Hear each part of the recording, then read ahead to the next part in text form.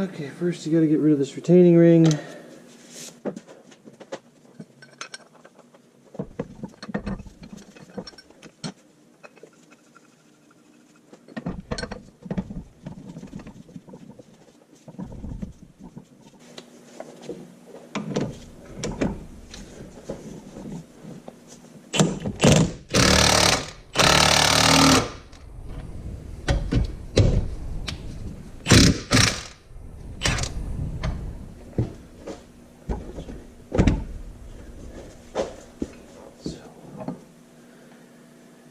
Now what do we do when we run out of room on that? Oh, I got it. Well, you just got to cut it off, huh? Yeah, because so what I did here is got all set up, right? So does this come out? Yeah. Oh, shit. Here's how you do it. These got to come out? Yeah. They're rusted in there. And you zip your impact down right here. So I did this, but I bottomed out. So no combination of adapters will get you deep enough. So now what do you do? See, here's where I bottomed out. I bottomed out on the post here. Yeah. The ball joint right there. Yeah. So hack the ball joint off.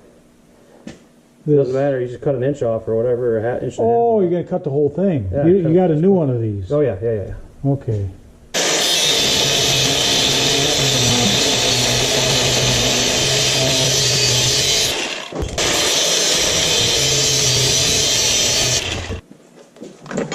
Well, how about the sawzall with a metal blade? Would that cut it?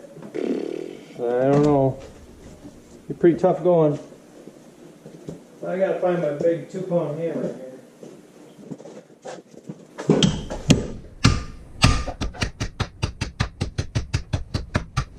Oh, there we go. I'll be okay. It's a ball joint. I can turn it. Yeah, roll it over. Yep. Here we go.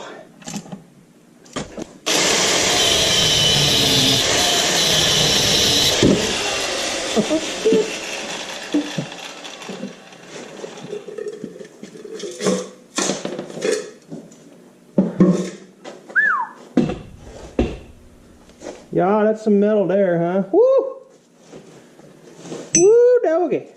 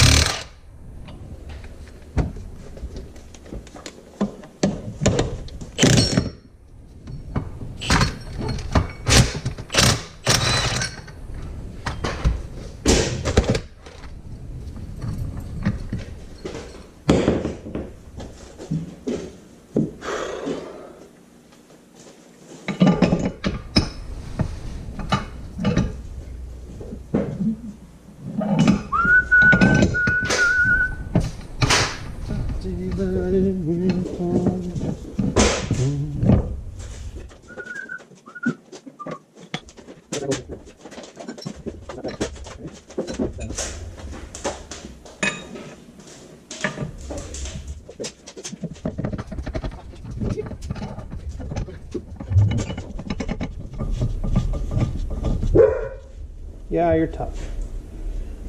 I know. Some help in there, dog? Hey, ready? Watch this. I think it's froze in there, don't you?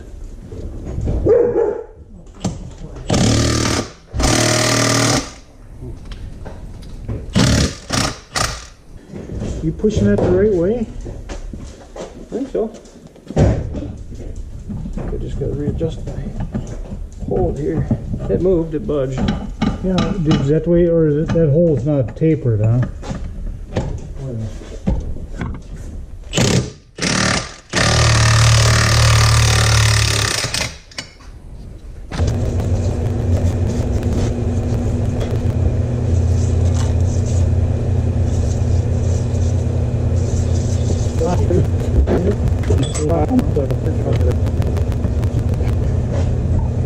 Okay, I guess we're just gonna start it with a hammer then, I guess.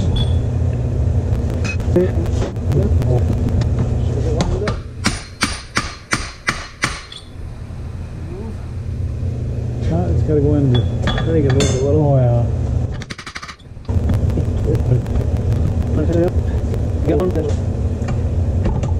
Pretty cool.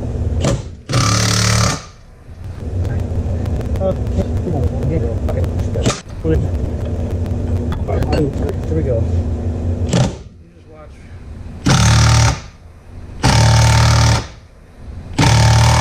I get bottomed out. Bottomed out. You don't see any daylight in there? I don't think you're gonna see it. Okay, next one.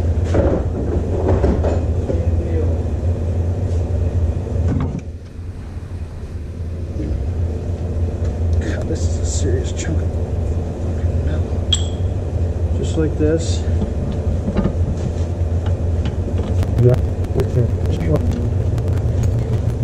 Big. Oh yeah. Okay. That's the only sizes you got?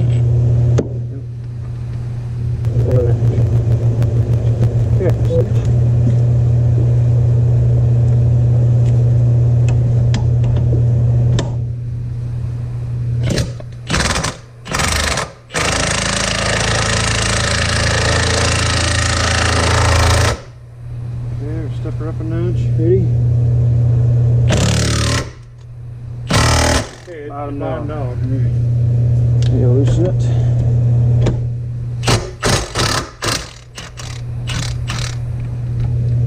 Perfect. So now I can get my snap ring on there. I should be able to. This one don't have a snap ring? Nope.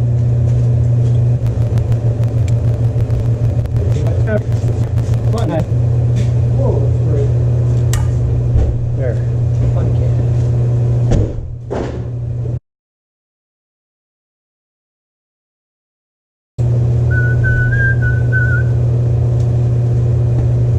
GoPro, stop recording.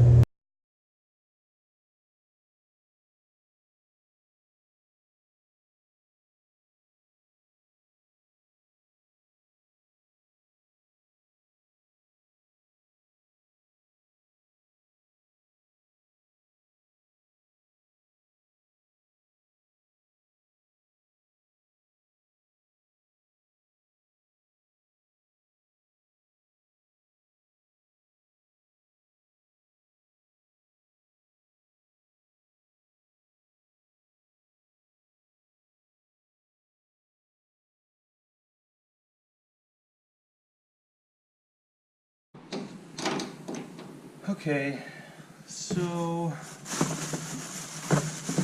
got the tie rod ends here. I've indexed. This is the passenger side. This would be the front of the tie rod. I've indexed. There's a spline on the tie rod end, and I've indexed that on this steel clamp adapter piece. Just etching a line on that. Also making a little line on this rubber piece on the tie rod, and then one little scratch mark on the tie rod itself. That's all indexed. Same thing on this side. Now the two ends are not, the way it came out of the truck is they are not lined up. The two ends are not. This one's actually twisted more clockwise than that end is. So I did the same thing. Index mark on the clamp. There's a spline here on the tie rod end. It's like a weld spline. Like an index mark here, and maybe one on the tie rod metal itself. So that all should be in a line. These 15mm nuts, loosened them, and now I need to pry apart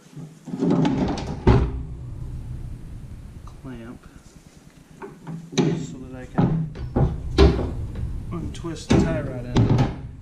Before I do that, I'm going to measure, actually the tape measure says 7/8 of an inch.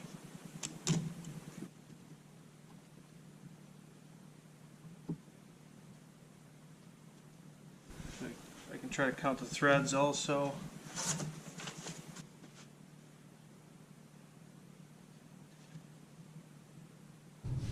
Okay, driver's side.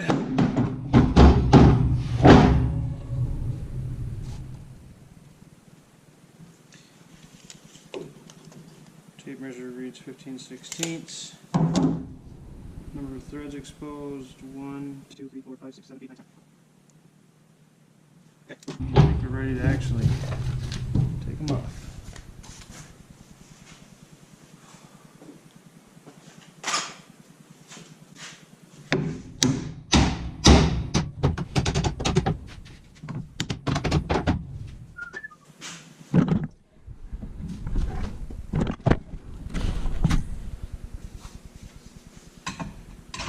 The passenger side is reverse threaded.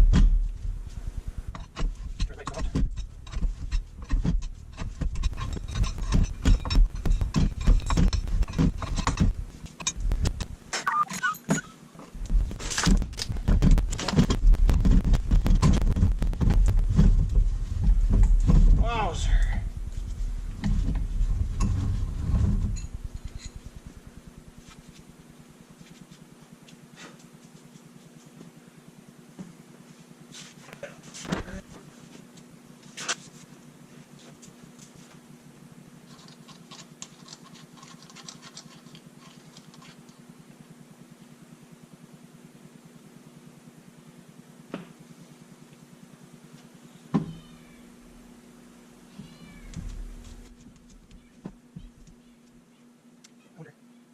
Seems to go there. All right, come on, come on. All right.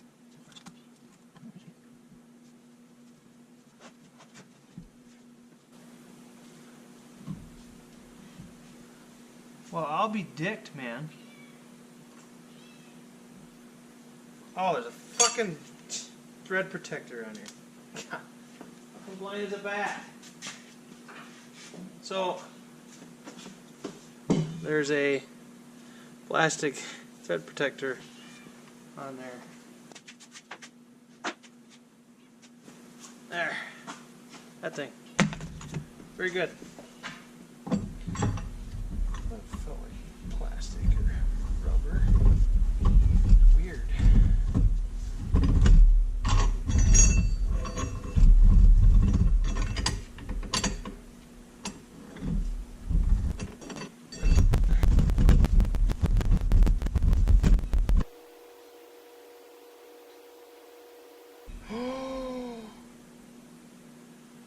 Whoops! I forgot to measure the actual length of it. I'm going to take an overall length measurement. A few of them. Don't.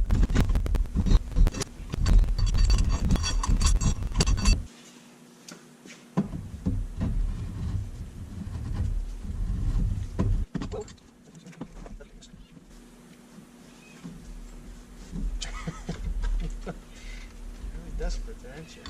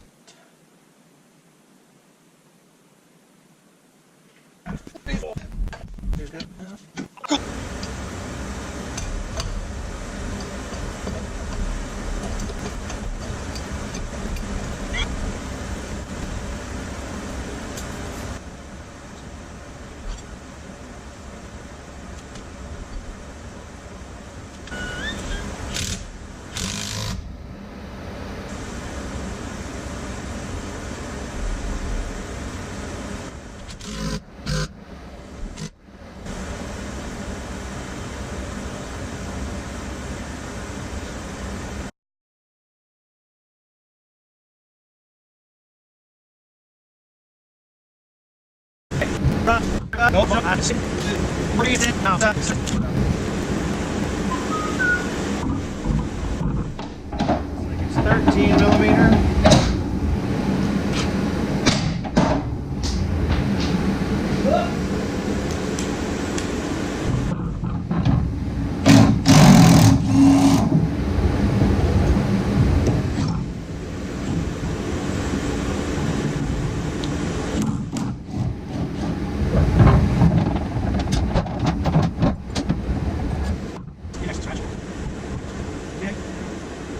Sleeves next.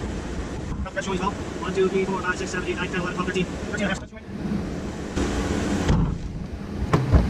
Part number 45A2373. New drag length, Moog, part number DS300040.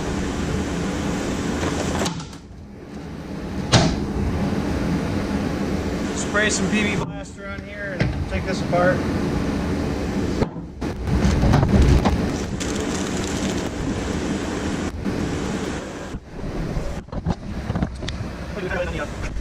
Putting the new tie rod end on the drag length.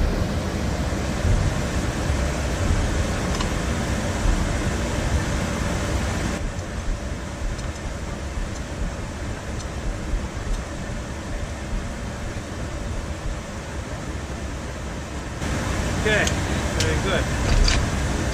Index. Top.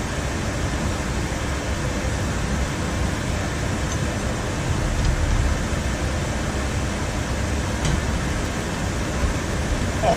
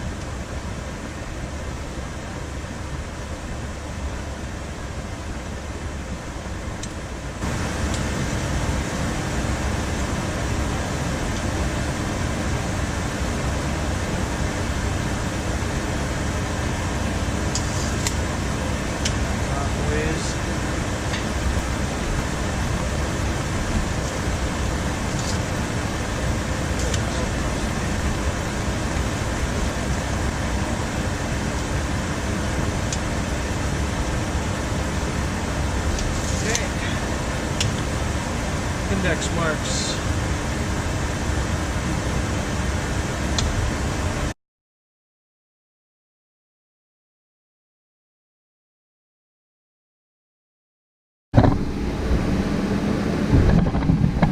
Replacing the frame bushings on the stabilizer bar. Moog part number K200883.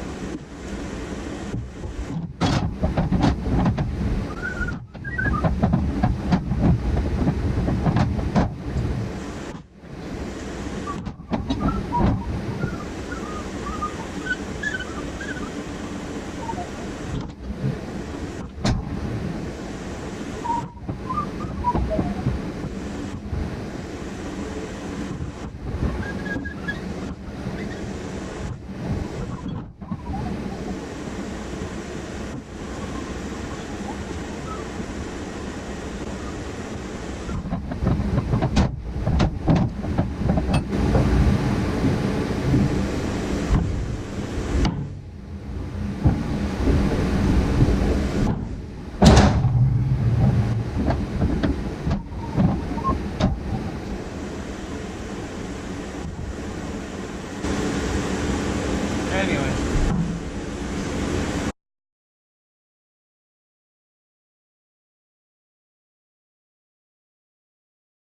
So here we are at the axle housing. I got a new caster bushing, 2.5 degree, which is quite a bit.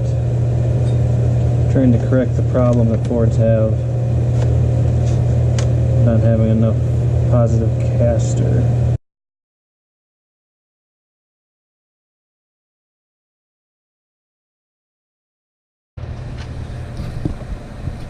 Alright, so here we are.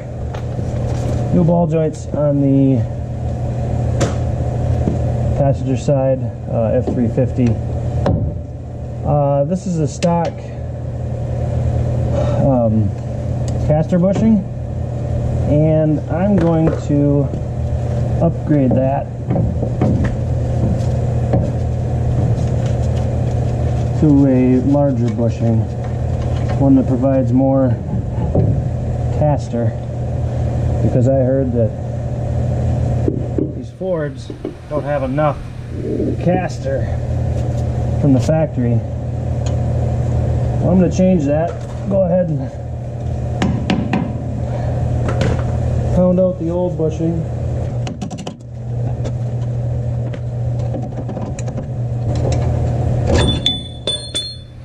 Now this one's from the factory.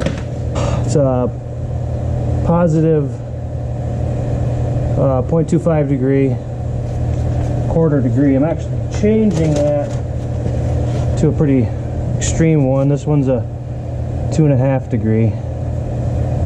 You can see now how the, I don't know if you can see the index mark there. That's the V right here. It's pointed to the rear of the vehicle. The slot is facing in, and this hex pattern on the bushing locks up against this machined area of the axle housing, so it can't spin. But yeah, index point to the rear. Underneath, you can see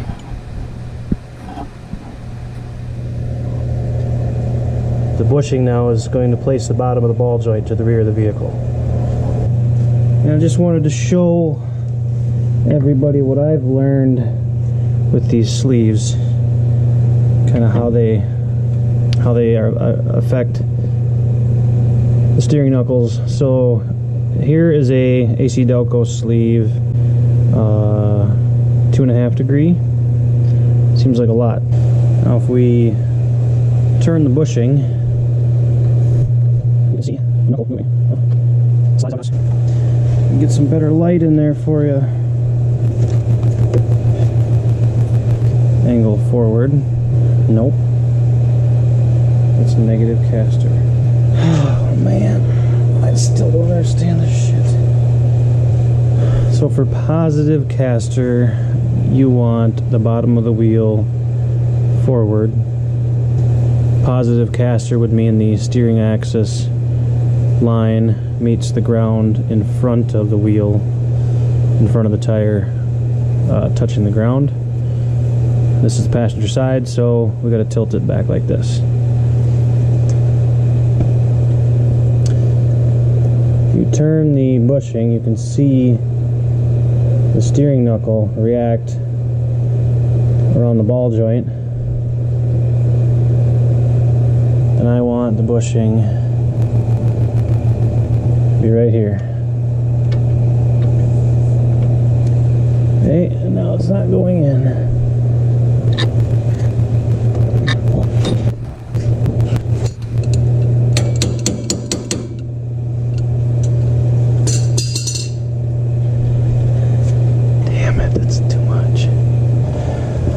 This is a 2.5 degree bushing.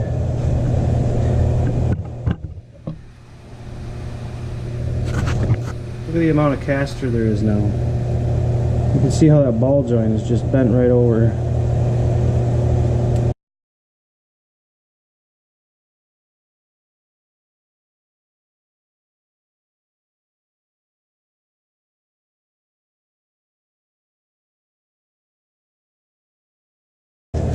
Now,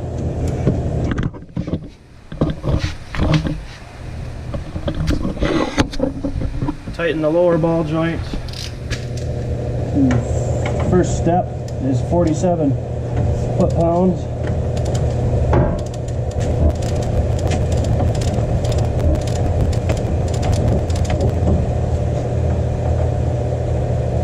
What? Okay, YouTube, I ran into a little bit of a problem here. The lower ball joint nut, when you start to tighten it,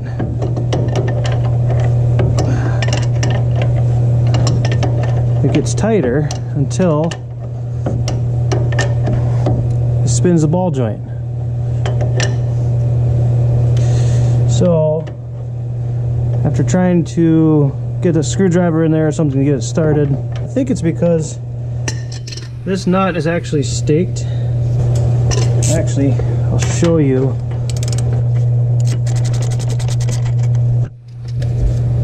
The new nut is actually, I believe it's staked a little bit on the sides. If you can see that, a little bit, threads are a little bit bent. Okay, so my solution to that is to get a jack underneath the knuckle. The idea is to get the ball joint to close together its tapered joint in the axle housing. And so to do that, we're going to jack up the bottom of the knuckle just a little bit, get some weight on it, and now hopefully the nut will go on. Yep, now it stopped spinning. Torque specifications on these ball joints from Moog: 3 steps, 47 foot-pounds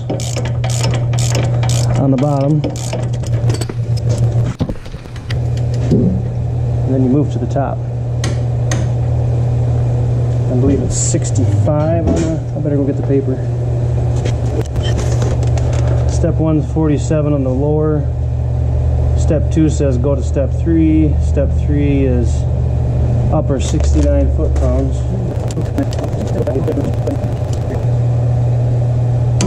There. Yeah, that was 69 foot-pounds. Now I got to switch to 150 foot-pounds for the lower.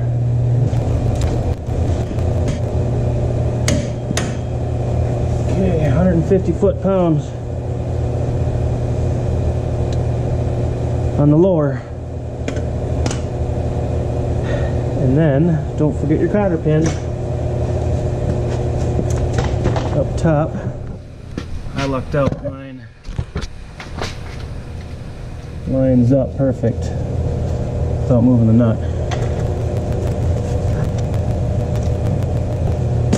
And that is replaced ball joint.